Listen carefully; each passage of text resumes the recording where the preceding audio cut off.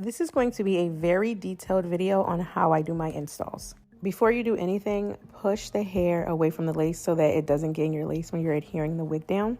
Me personally, I prefer these ball caps to HD ball caps because ball caps, in my opinion, are supposed to protect your edges. HD ball caps are protecting from anything. Next, you're going to take a thin line of glue. Is this thin that I'm doing? No. And you're going to see that big clump of glue dry right there. You want it thin.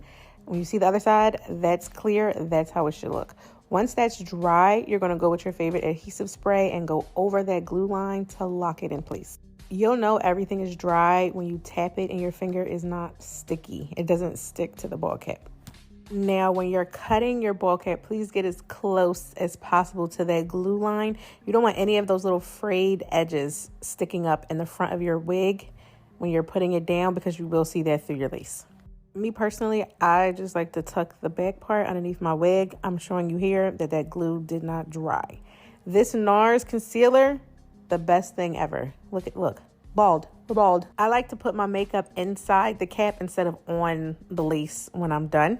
So I'm showing you here that I'm cutting out my ear tabs, but I'm not cutting the lace off. I'm just cutting up to the hairline so that when you put the wig down, you still have like room to maneuver, if that makes sense.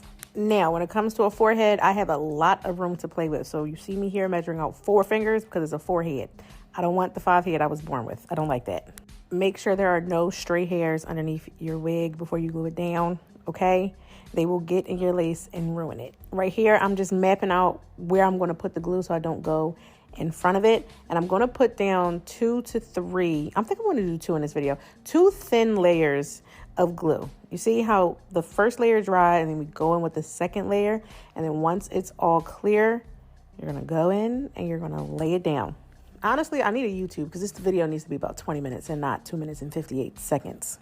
Make sure you're pressing that wig into the glue. You don't want any loose ends, okay? Here, I'm just touching up the ear tabs because that's always the last thing to do because it's the first thing to come up. I do have this roll of elastic bands linked in my Amazon storefront. So if you're interested in that, that's where that is. When it comes to cutting your lace, I like to do this very rugged and ragged. I do not want a straight across line, which is why I don't use scissors.